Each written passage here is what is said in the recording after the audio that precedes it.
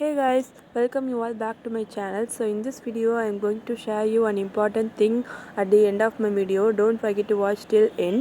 First நான் morning எழுந்ததே 8 o'clock தான். எழுந்த உடனே பால் வாங்கிட்டு வந்துட்டு வீட்டில் உள்ள எல்லாருக்கும் டீ போட்டு கொடுத்தேன். எனக்கு ரொம்ப உடம்பு ஹீட் அப்படின்னு சொல்லி நான் நிறைய வீடியோவில் சொல்லியிருக்கேன். இன்றைக்கி நான் அதோட எக்ஸாம்பிள் உங்களுக்கு காட்ட போகிறேன். ஏன்னு பார்த்தீங்கன்னா எனக்கு ஒரு பாஸ்ட் 3 days ரொம்ப முடியல. என்னன்னா மவுத் அல்சர் மாதிரி இந்த மாதிரி இங்கே இந்த மாதிரி நிறைய பிளேஸில் வந்துருச்சு. ஸோ என்னால் பேசக்கூட முடியல. இப்போ காலையிலே இருக்காக மூலிகை வைத்தியம் பண்ண வந்திருக்கேன். ஸோ எனக்கு வந்துச்சு அப்படின்னா எப்போதுமே நான் இந்த இலையை பறித்து சாப்பிடுவேன். இது எங்கள் அம்மா சாப்பிட சொல்லுவாங்க, இல்லை இதை குக் பண்ணி கூட தருவாங்க. பட் இது சாப்பிட்டா உடனேலாம் சரியாகாது, கொஞ்சம் லேட்டு தான் ஆகும். இந்த இலை பேர் மணத்தக்காளி இலை. இதை பறித்து இப்படி சாப்பிடணும்.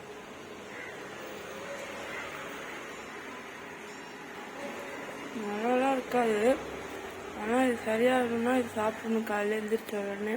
ஆனாலும் நான் படிக்க கூட இல்லை தெரியுமா. இது வந்தவங்களுக்கு தான் தெரியும் இது எவ்வளோ வலிக்கும் அப்படின்னு சொல்லிட்டு. அப்படியே ஒரு மாதிரி வாயில் மண்ணெண்ணெய் ஊற்றி கொளுத்துன மாதிரி எரியும். இது எப்படின்னா நம்மளால் ஈஸியாக ஆக்சஸ் பண்ண முடியாத இடத்துல தான் அடிக்கடி நிறைய வரும். எனக்கு இங்கே இருக்கு இப்போ. ஸோ என்னால் கண்ணாடியில் என்னால் பார்க்கக்கூட முடியாது. டார்ச் வச்சு அடித்து பார்த்தா மட்டும் தான் தெரியும். அந்த அளவுக்கு ஒரு டார்க்கான பிளேஸில் இருக்குது. லாஸ்ட் 3 days வெறும் கஞ்சி அது மாதிரி லிக்விட் ஐட்டம்ஸ் மட்டும்தான் சாப்பிட்டுட்ருக்கேன். ரொம்ப முடியல. இப்போ இந்த இலையை நல்லா சூ பண்ணி அந்த வர ஜூஸை அந்த இடத்துல வைக்கணும். வச்சா கொஞ்சம் சீக்கிரமாக ஆடும் அப்படின்னு எங்கள் அம்மா சொன்னாங்க. அதனால் நான் வந்திருக்கேன். இது எனக்கு மந்த்லி ஒன்ஸாவது கண்டிப்பாக வந்துடும். நான் இவ்வளோதான் தண்ணி குடித்து என்னோடய உடம்பை கூலாக வச்சுக்கிட்டாலும் இது எனக்கு வந்துடும். ஆனால் இந்த டைம் நிறைய எண்ணெயாக அறியாமல் நான் தண்ணி குடிச்சிட்டேன் இந்த வெயிலில். இருந்தாலும் இது 2 பிளேஸில் வந்திருக்குங்கும் போது என்னால் முடியல. ரொம்ப இந்த இடத்துல வந்தால் காது, இந்த ஹெட்டேக்கு, அப்புறம் இங்கே ஃபுல்லாக இந்த சைடு ஃபுல்லாக வலிக்கும். அந்த மாதிரி இது கொஞ்சம் டேஞ்சரஸான காய், நம்ம பார்த்துக்கணும். காலைல எழுந்து நல்லெண்ணெய் போட்டு நல்லா காகுல் பண்ணிட்டு அதுக்கப்புறமா இந்த இலை பறித்து வச்சிடுறேன். ஸோ இன்னும் உங்களுக்கு ஏதாவது இதுக்கான மெடிசன் தெரிஞ்சுது அப்படின்னா ப்ளீஸ் கமெண்ட்டில் சொல்லுங்கள். நான் அதை ட்ரை பண்ணுறேன். ஏன்னா என்னால் பெயின் தாங்க முடியல. ஒருத்தவங்க சத்யா அப்படின்னு நினைக்கிறேன், அவங்க கமெண்ட்டில் கேட்டிருந்தாங்க மறக்காமல் அடிக்கடி வீடியோஸ் போடுங்க அப்படின்னு சொல்லி. என்னால் இந்த பெயின் தாங்க முடியாமல் நேற்றெல்லாம் பேசவே முடியல. இன்னைக்கு இந்த அளவுக்கு பேசுகிறேன். ஸோ அதனால் நான் வீடியோ ஃபுல்லாக படிக்கவும் இல்லை, to be very frank. So இந்த பெயினை கம்ப்ளீட்டாக குறைச்சிட்டு நான் கண்டிப்பாக மறுபடியும் பழைய மாதிரி வீடியோஸ் ரெகுலராக போடுறேன். ஸோ உங்களுக்கு கண்டிப்பாக இந்த மெடிசன் மறந்துடாதீங்க. ஏதாவது தெரிஞ்சால் கமெண்ட்டில் சொல்லுங்கள். உங்கள் வீட்டில் ஏதாவது பெரியவங்க தான் அவங்ககிட்ட கேட்டு எனக்கு சொல்லுங்கள், ஓகேவா? ஸோ என்னோடய மார்னிங் மூலிகை வைத்தியங்கள்லாம் பண்ணி முடிச்சுட்டு நான் அப்படி இருந்த வீடை இப்படி க்ளீன் பண்ணி முடிச்சுட்டு என்னோடய மார்னிங் பிரேக்ஃபாஸ்ட் சாப்பிட்டேன். நான் சொன்ன மாதிரி இந்த மோர் கஞ்சி தான் எனக்கு ஒரு 3 நாள் 4 நாளாக சாப்பாடு. இதுதான் மார்னிங் குடித்து நான் ட்ரீட்மெண்ட் பண்ணிகிட்ருக்கேன். ஸோ அதை குடித்து முடிச்சுட்டு நான் ஹிஸ்ட்ரி படிக்க ஸ்டார்ட் பண்ணேன். History 7th NCERT 10th chapter. So இதான் இந்த பொலிட்டிக்கல் ஃபார்மேஷன் அந்த சாப்டர். ஆல்ரெடி நான் படிச்சிருக்கேன், இருந்தாலும் எனக்கு ரிவைஸ் பண்ணும் போல் இருந்தது. அதனால் நான் அதை படித்தேன்.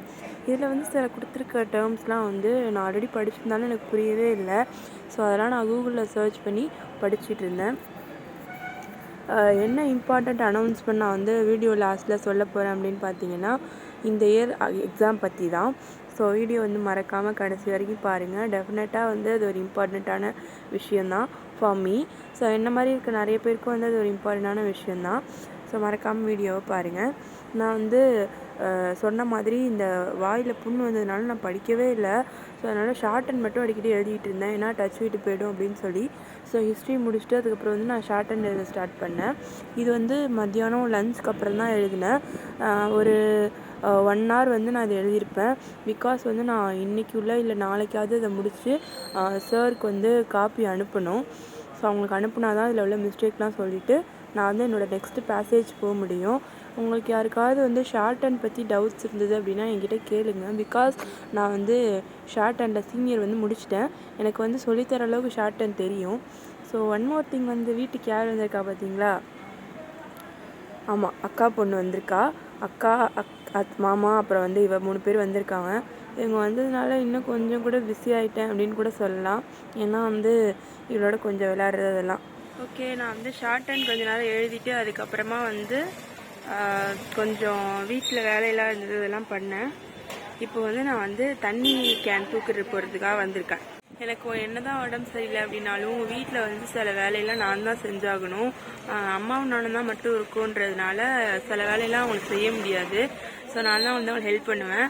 அந்த மாதிரி சில வேலையெல்லாம் தான் தண்ணி கேன் தூக்குறது, ரேஷனில் போய் திங்ஸ் வாங்குறது, அதுக்கப்புறம் வீட்டுக்கு ப்ரொவிஷன்ஸ் ஐட்டம், வெஜிடபிள்ஸ் வாங்குறது, மோஸ்ட்லி வீடு க்ளீன் பண்ணுறது எல்லா வேலையும் நான் தான் பண்ணுவேன். எதுக்கு அப்படின்னா அம்மாவுக்கு வந்து ஃபஸ்ட்டு ஸ்கூட்டி ஓட்ட தெரியாது, வண்டி ஓட்ட தெரியாது. ரெண்டாவது வந்து அவங்களுக்கு கொஞ்சம் physically she is not well enough to do all these works. So நான் தான் இருக்கேன் அவங்களுக்கு ஹெல்ப் பண்ணுறதுக்கு. அப்படிங்கும்போது வேறு வாய்ப்பு இல்லை வேறு ஆள் இருக்கிறதுக்கு. ஸோ எல்லா வேலையும் முடிச்சுட்டு வந்து நான் ஃபைனலி வீட்டுக்கு வந்துட்டேன். I want to make an announcement or some information to you. So first வந்து நான் சேனல் எதுக்காக ஆரம்பித்தேன் அப்படின்னு பார்த்தீங்கன்னா, எனக்கு வந்து இந்த ப்ரிப்பரேஷனில் ஒரு பிகினராகவோ இல்லை ஒரு ஆவரேஜ் ஸ்டூடெண்ட்டாகவோ என்னென்னலாம் வந்து தாட்ஸ் இருக்கோ அது எல்லாமே ஷேர் பண்ணுறதுக்கு ஆஸ் அ கோ ஆஸ்பிரண்ட் உங்களுக்கு வந்து சொல்கிறதுக்கு தான் சேனல் ஸ்டார்ட் பண்ணேன். ஸோ இந்த ப்ரிப்பரேஷனில் வந்து நான் ஃபேஸ் பண்ணுற அப்ஸ் அண்ட் டவுன்ஸ் எல்லாமே வந்து நான் இது வரைக்கும் உங்கள்கிட்ட ஷேர் பண்ணியிருக்கேன். ஸோ இப்போ வந்து நான் இதில் என்ன சொல்ல போகிறேன் அப்படின்னு பார்த்தீங்கன்னா, I want to tell you some one important matter. So அது என்னன்னு பார்த்தீங்கன்னா, I am not going to give this attempt, I mean 2024 UPSC attempt வந்து நான் கொடுக்க போகிறது இல்லை. ஏன் அப்படின்னு பார்த்தீங்கன்னா, அது வந்து கொஞ்சம் பர்சனல் ரீசன் அண்ட் சில ரீசன் உங்ககிட்ட சொல்லலாம். ஃபர்ஸ்ட் வந்து என்னன்னு பார்த்தீங்கன்னா, இது வந்து என்னோடய first year of preparation. So நான் வந்து இந்த ஃபர்ஸ்ட் இயர் ஆஃப் ப்ரிப்பரேஷனில் வந்து ஒழுங்காக என்னோட 100% கொடுக்கல. அது மட்டும் இல்லாமல் வந்து நான் ப்ராப்பராக ரிவைஸ் பண்ணல. இந்த அட்டெம்ப்ட் வந்து கொடுத்தாலும் நான் தப்பி தவறி ப்ரிலிம்ஸ் பாஸ் பண்ணாலும் கண்டிப்பாக I definitely can get through in mains. So நான் ப்ராப்பரான ஒரு ஆன்சர் ரைட்டிங் ப்ராக்டிஸ் பண்ணலை. அதை வந்து நீங்கள் ப்ரிலிம்ஸ்க்கு அப்புறம் கொடுத்துக்கலான்னு சொன்னால் கூட I know my capacity to நான் வந்து எப்படிலாம் எஸ்ஏ எழுதுவேன், எப்படிலாம் ஒரு ஆன்சரை வந்து டெலிவர் பண்ணுவேன் அப்படின்றது எனக்கு நல்லா தெரியும். ஸோ இந்த அட்டெம்ப்டில் வந்து நான் அதை வேஸ்ட் பண்ண விரும்பலை. அண்ட் ஒன் மோர் திங் வந்து எனக்கு வந்து கையில் இப்போதைக்கு வந்து ஒரு ஜாப் வேணும். ஸோ அது வந்து எனக்கு ஷார்ட் ஹேண்ட் எக்ஸாம் வந்து எழுதி முடிக்கிறது மூலியமாக வந்து கிடைக்கும் அப்படின்னு நான் நம்புகிறேன். அதனால வந்து ஐ want to give more attention to short hand. And இந்த நான் வந்து ஆல்ரெடி ஃபர்ஸ்ட் அட்டெம்ப்டில் இருக்கிறதுனால NCERTs எல்லாமே வந்து நான் படிச்சிருக்கேன். இப்போ வந்து பட் நான் வந்து அதை ஒழுங்காக ரிவைஸ் பண்ணாதது காரணத்தினால என்னால் மார்க் டெஸ்ட்லையாக இருக்கட்டும் எதுலேயுமே வந்து நல்லா பெர்ஃபார்ம் பண்ண முடியல. I can't able to get good marks in my marks. So அது வந்து இந்த ரீசன்லாம் தான் வந்து நான் கொடுக்காம இருக்கிறதுக்கு காரணம். ஸோ இன்னும் வந்து 40 days 35 days இருந்தாலும் கூட நான் வந்து இந்த டெசிஷன் இப்போ எடுத்ததுக்கு காரணம் வந்து ஸோ இப்போலேருந்து நம்ம வந்து கரெக்டாக ஸ்கெடியூல் போட்டு நெக்ஸ்ட் அட்டெம்ப்ட்டுக்கா 2025 அட்டெம்ப்ட்டுக்காக இருக்கட்டும் இல்லை வந்து என்னோட நெக்ஸ்ட் அட்டெம்ப்ட் ஆர் இந்த ஷார்ட் ஹேண்டுக்காக இருக்கட்டும் எல்லாமே நான் வந்து ப்ராப்பராக ஸ்கெடியூல் போட்டு பண்ணணும். Because I am not the person that 1 yearக்கு முன்னாடி நான் எப்படி இருந்தனோ அது கிடையாது, அந்த லாவண்யா கிடையாது நான் இப்போது. ஸோ எனக்கு வந்து இப்போ ஒரு கிளியர் வியூ இருக்குது. இந்த எக்ஸாமுக்கு வந்து எப்படி ப்ரிப்பேர் பண்ணுறதுக்கான ஒரு ப்ராப்பர் கைடன்ஸ் வந்து ஐ டுக் ஃபார் 1 year. ஸோ இது எல்லாமே வந்து இப்போ நான் பண்ணிட்டேன் அப்படிங்கும்போது இது வந்து ஒரு வைஸ் டெசிஷனாக தான் எனக்கு தோணுது. ஸோ இதை வந்து நான் உங்ககிட்ட சொல்லணும் அப்படின்னு நினச்சேன். அதனால் வந்து இந்த வீடியோவில் வந்து ஷேர் பண்ணிட்டேன். ஸோ நீங்கள் வந்து என்னடா இவங்க இப்படி கிவ் அப் பண்ணுறாங்களே, அப்படி கிடையாது. ஐ am not giving up. So நான் வந்து ஃபஸ்ட்டு என்னென்னா என்னோட 100% இந்த எதில் நான் கொடுக்கலையோ அதை நான் பண்ண மாட்டேன். அதுதான் என்னோட வந்து ஒரு விஷயம். அதனால தான் இந்த அட்டெம்ப்ட் வந்து நான் கொடுக்கல. இந்த இதெல்லாம் ஸ்வெல் ஆயிடுச்சு, அப்படியே பேசவே முடியல. நான் வளர்கிற மாதிரி தான் என்னை மன்னிச்சிருங்க. ஸோ இதான் நான் வந்து உங்ககிட்ட சொல்லணும் அப்படின்னு நினச்சது. உங்களுக்கு வந்து இதனால ஏதாவது வந்து நீங்கள் சொல்லணும் அப்படின்னு நினச்சிங்கன்னா எனக்கு கமெண்ட்டில் சொல்லுங்கள். So that's it. So another important matter that I want to tell you is நான் வந்து இனிமேல் கொஞ்சம் டென்ஷன் இல்லாமல் ரிலாக்ஸாக படிக்கலாம். Because I am going to give my attempt in next year. So நான் வந்து ஒரு விஷயம் பிளான் பண்ணியிருக்கேன். அது என்ன அப்படின்னு பார்த்தீங்கன்னா, every week Sunday evening 7 to 8 நான் வந்து லைவ் வர போகிறேன். லைவ் வந்து நான் வந்து உட்காந்து அப்படியே படிக்க போகிறேன். நிறைய பேர் வந்து ஸ்டடி வித் மீ கேட்டிருந்தீங்கல்ல, அதுக்காக தான். ஸோ அந்த ஸ்டடி வித் மீ வந்து நீங்களே என்னோட லைவ் ஜாயின் பண்ணிவிட்டு அதுக்கப்புறமா வந்து நம்ம எல்லாரும் சேர்ந்து படிக்கலாம், நம்ம இன்ட்ராக்ட் பண்ணலாம், கொஷின்ஸ் வந்து டிஸ்கஸ் பண்ணலாம். Whatever you want we are going to discuss in that live. So யாருக்கெல்லாம் வந்து லைவ்ல வந்து படிக்கணும் அப்படின்னு இருக்கோ கண்டிப்பாக நீங்கள் ஜாயின் பண்ணலாம். யார் வந்தாலும் வராட்டியும் கண்டிப்பாக I'm going to be in that live for that one hour. So if you have interest அதில் வந்து ஜாயின் பண்ணிக்கலாம். ஸோ நான் பாஸ்ட் ஒரு 3 to 4 days வீடியோ போடாததுக்கான ரீசன் வந்து இந்த பர்சன் தான். என்னால் வந்து தாங்கவே முடியல, இப்போ கூட என்னால் பேச முடியல. But I want to tell this thing to you. So நான் வந்து இந்த 1 yearல இன்னும் நிறைய கற்றுக்க போகிறேன்.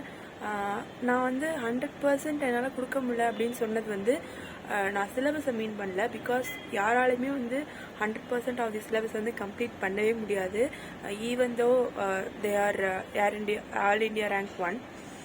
ஸோ அவங்களுக்கே வந்து அவங்க 100% ப்ரிப்பேர் பண்ணியிருக்க மாட்டாங்க, 100% சிலபஸை கவர் பண்ணியிருக்க மாட்டாங்க. நான் சொல்கிறது என்னோட 100% நான் வந்து கொடுக்கல, நேர்மையாக வந்து நான் படிக்கல, அதுக்கான டைம் வந்து நான் கொடுக்கல, டைம் மேனேஜ் பண்ணல, இதெல்லாம் நான் பண்ணலை. So I hope this year I will definitely நான் இது எல்லாமே வந்து பண்ணுவேன் அப்படின்னு நினைக்கிறேன், with your support. So that's it for today's video. Don't forget to join tomorrow's live session at நாளைக்கு வந்து ஈவினிங் 7 to 8 லைவ் நம்ம வந்து படிக்கலாம். யாருக்கெல்லாம் வந்து இன்ட்ரெஸ்ட் இருக்கோ please join in that live. So hope you all like this video. If you like this video, do like, share and subscribe, and don't forget to comment whatever you think about this video below. So மறந்துடாம இதுக்கு யாராவது medicine தெரிஞ்சா எனக்கு கமெண்ட்ல சொல்லுங்க please. Bye. See you all in the next video and see you in the live tomorrow at 7 o'clock. Bye.